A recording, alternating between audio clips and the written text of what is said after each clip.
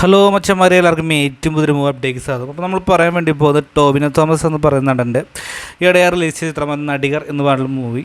അപ്പോൾ ഇത് ലാൽ ജൂനിയർ ചിത്രം ഡയറക്റ്റ് ചെയ്തിട്ടുണ്ടായിരുന്നു. ഡ്രൈവിംഗ് ലൈസൻസ് ശേഷം അദ്ദേഹം ഡയറക്റ്റ് ചെയ്യുന്ന പ്രത്യേക ചിത്രം ഉണ്ടായിരുന്നു.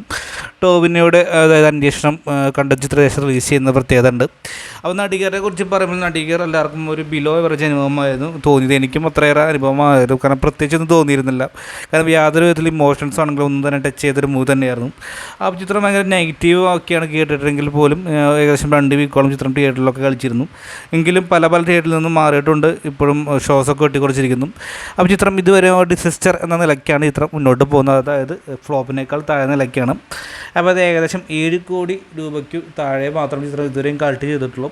ഇനി മുമ്പോട്ട് പോകുന്ന അറിയില്ല. കാരണം വലിയ വലിയ റിലീസുകളുള്ള സമയം തന്നെയാണ്.